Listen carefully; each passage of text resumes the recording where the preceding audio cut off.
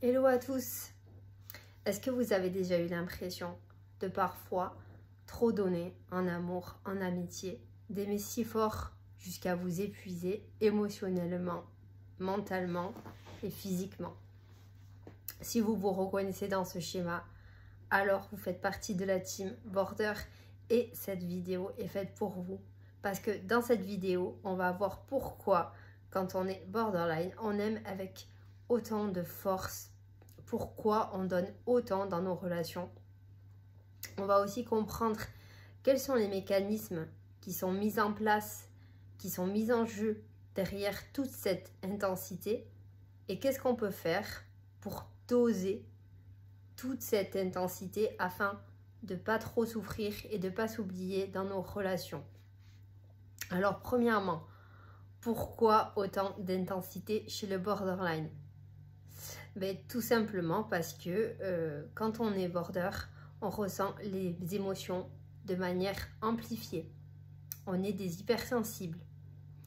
Alors déjà que pour des personnes lambda, les liens affectifs, tout ce qui est sentiment affectif, que ce soit amical, amoureux, est ressenti assez fortement.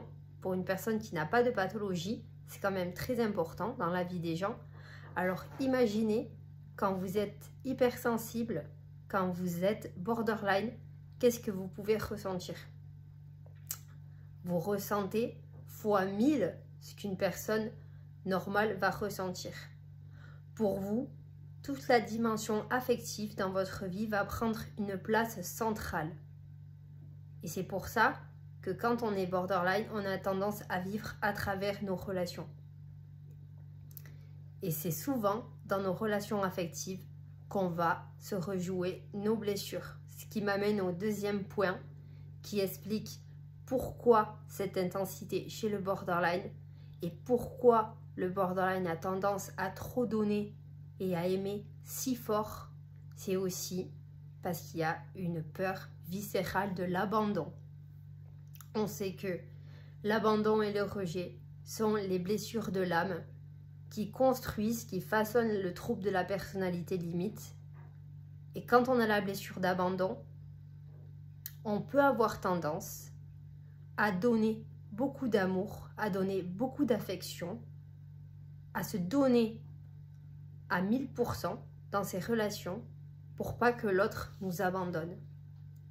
Parce qu'on se dit, inconsciemment, plus on va donner, plus l'autre est moins susceptible de nous abandonner.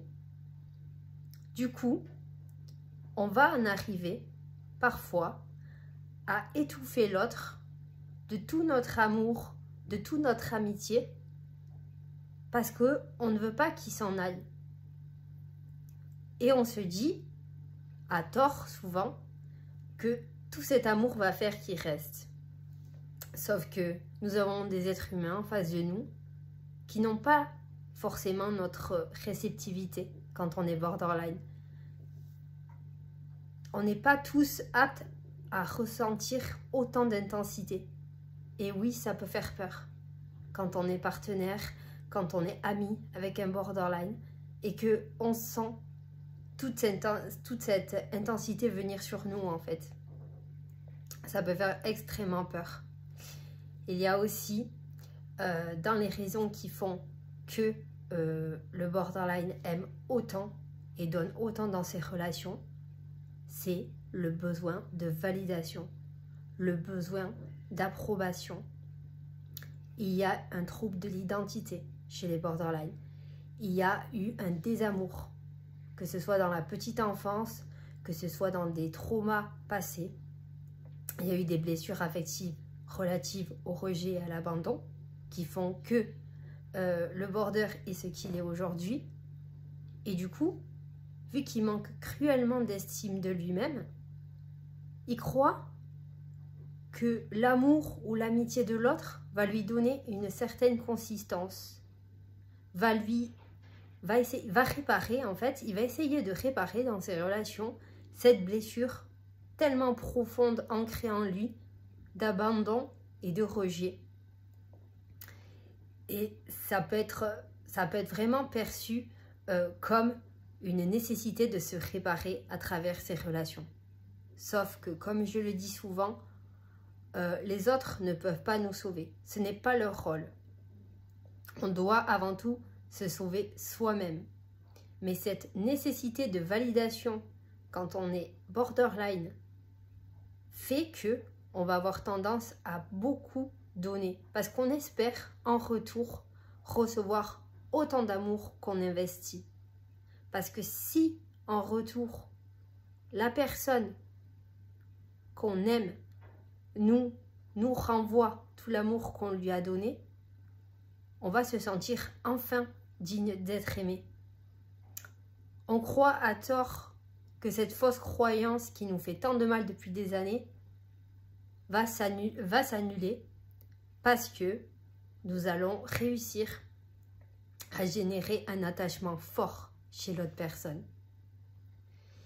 Et il est important, quand vous identifiez que vous êtes dans ces dynamiques-là, dans ces schémas-là, où vous attendez de l'autre un investissement à la hauteur de ce que vous avez investi, c'est-à-dire beaucoup de sentiments très forts, que ce soit dans une relation amicale ou une relation amoureuse, vous voulez fusionner avec l'autre et vous attendez de la fusion aussi de la part de l'autre personne.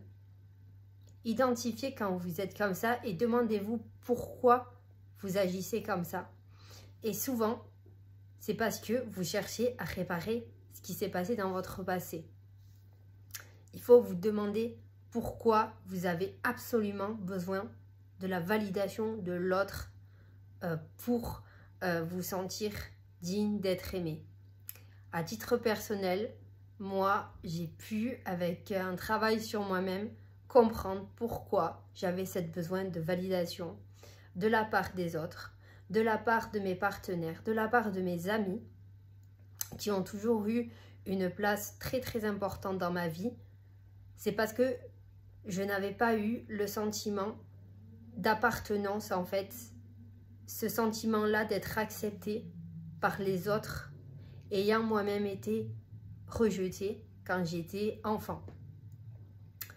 J'ai des souvenirs, et là je parle de mon expérience, des souvenirs qui restent en mémoire, et je pense qu'ils font que ça a fait le trop plein d'amour et de dons que j'essaye de contenir, parce que oui, je fais des vidéos, mais je ne suis qu'être humain et je ne suis que borderline. Mais j'ai ces souvenirs dans la cour de récré quand j'étais plus jeune. Vous saviez, en cours de sport, quand il fallait faire les équipes, et le prof désignait souvent 2 capitaines d'équipe. Et les 2 capitaines d'équipe devaient choisir tous les élèves de la classe pour former 2 équipes. Donc à tour de rôle, vous aviez les élèves qui étaient choisis. Et moi, j'étais l'élève qui n'était jamais choisi. J'étais l'élève que le prof plaçait dans une des équipes parce que personne n'avait voulu de moi. Pourquoi? Parce que j'étais différente des autres.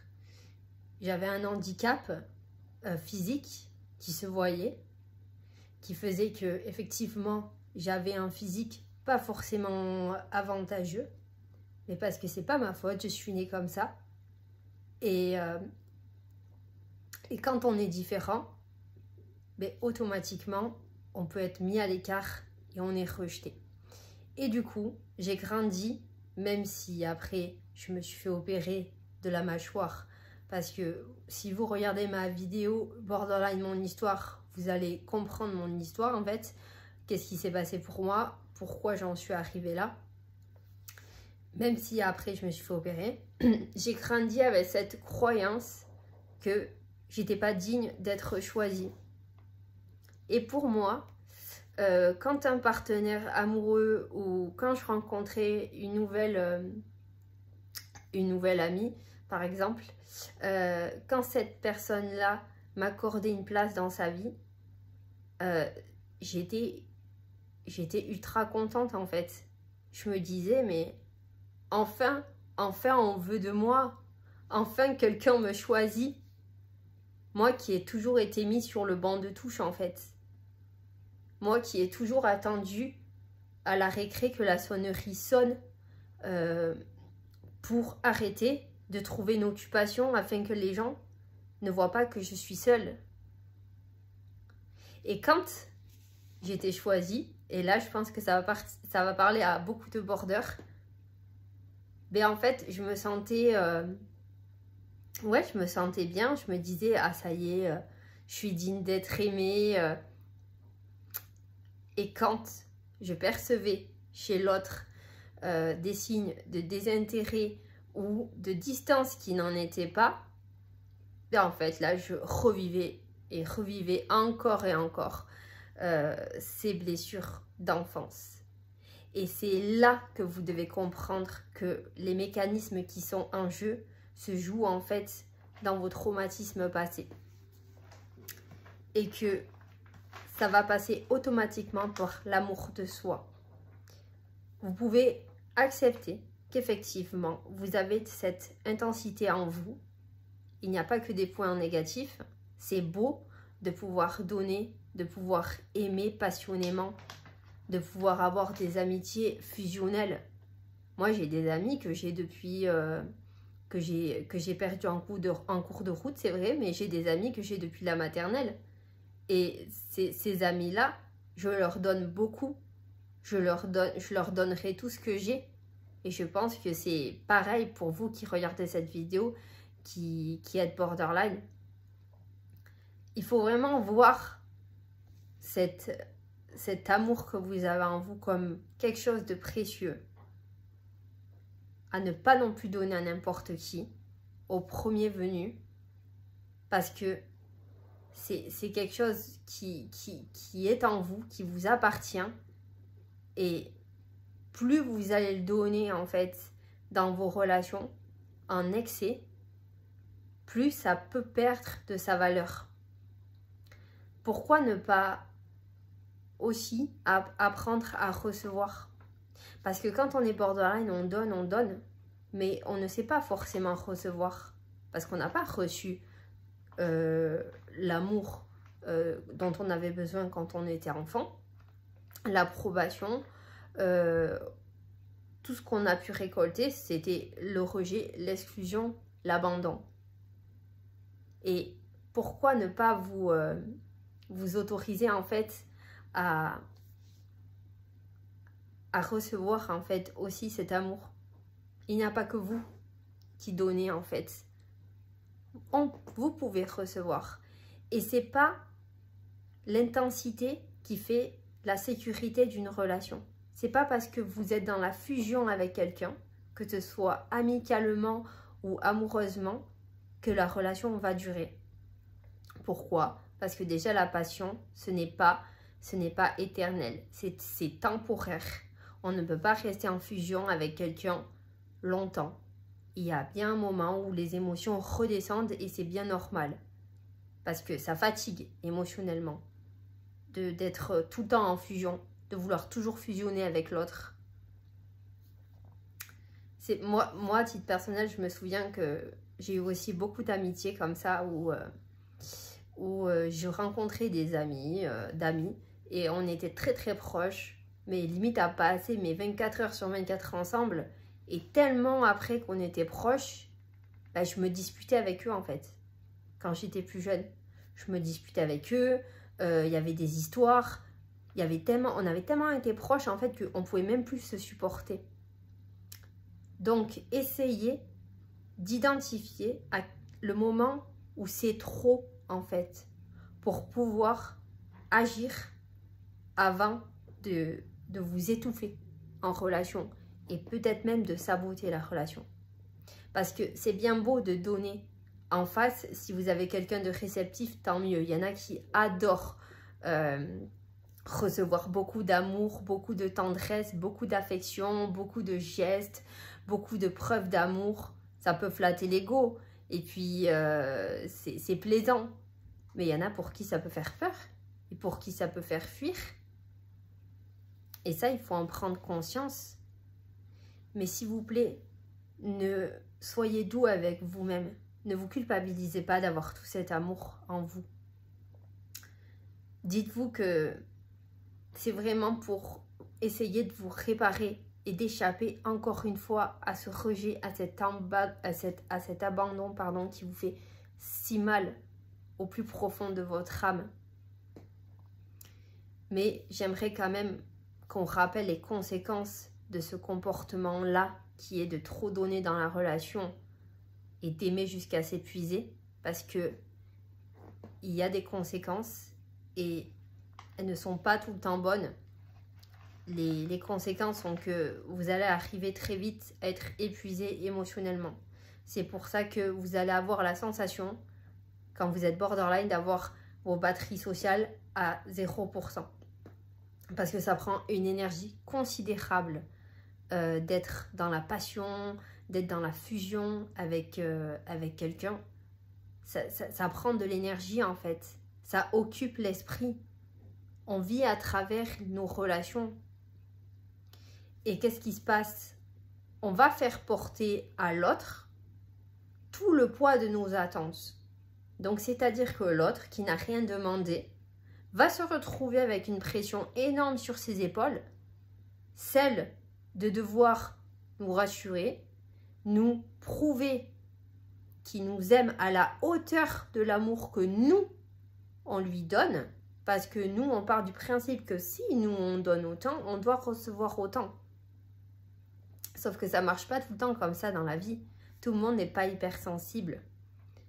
Et l'autre, en fait, peut se sentir étouffé, peut se sentir incompris aussi dans ses besoins.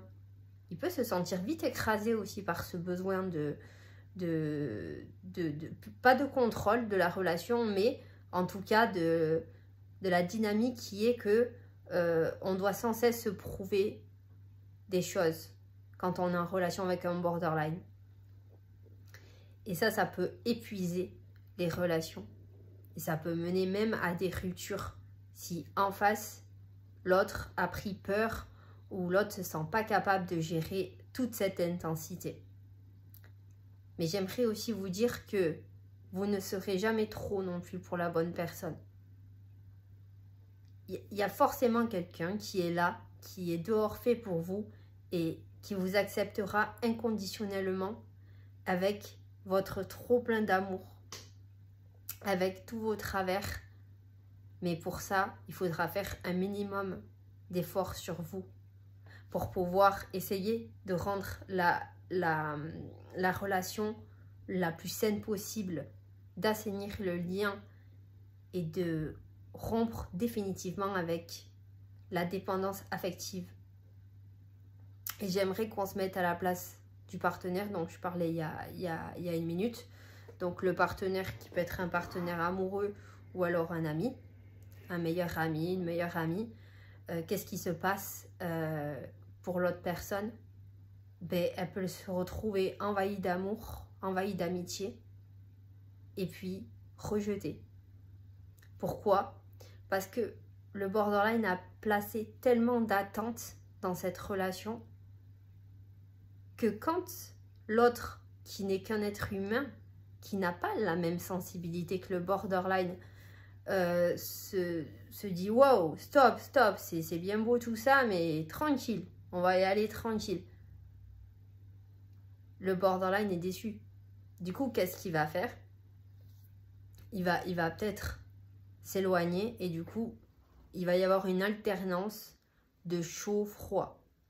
Donc, soit quand vous êtes le partenaire ou l'ami du borderline, vous allez suivre ce mouvement, vous allez être dans la même intensité. Si vous êtes dans la même intensité, ça va. Encore que ça reste une relation fusionnelle, passionnelle. Donc, du coup, il y aura bien un moment où il y en a un des deux qui va saturer, en fait, ce qui est normal. Soit vous restez sur votre ligne qui est de ne pas déborder autant. Et là, vous pouvez blesser sans le vouloir le borderline parce que pour lui, vous ne l'aimerez pas assez, en fait. Vous n'allez pas tenir à lui ou à elle, en fait. Il a une image totalement biaisée de l'attachement. Et ça fait partie des attachements, en fait, de la ligne insécure. Vous qui êtes partenaire, vous qui êtes ami d'une personne borderline, vous avez un attachement sécure. Et je vous le souhaite. Ou si vous avez un attachement insécure, ou si vous êtes dans le mode évitement, c'est encore pire. Parce que le borderline, lui, qui a un attachement anxieux et insécure, a besoin de quelqu'un de sécure en face. Donc, j'espère que j'ai été claire. Et j'aimerais que vous me dites en commentaire, vous, est-ce que vous vous reconnaissez dans tout ça? Et quelles sont les petites astuces que vous mettez en place tous les jours pour essayer de tempérer dans ce trop plein d'amour et de cette intensité? Qu'est-ce que vous faites pour canaliser toute cette intensité? Parce que je pense qu'il ne faut pas oublier que vous avez une vie à côté et qu'il y a 1000 façons de profiter de cette hypersensibilité, de cette hyper-émotivité à l'extérieur. La relation, en fait, ne doit pas être la condition de votre bien-être. Ça doit juste être le petit plus. Certes, ça peut vous aider à vous réparer, mais ça ne vous sauvera jamais. Et l'intensité ne fait pas la pérennité et la sécurité d'une relation, qu'elle soit amicale ou amoureuse, dites-le vous bien.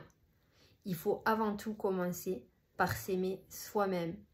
Et l'amour de soi-même commence par penser ses blessures et arrêter ces fausses croyances qu'on est indigne d'être aimé.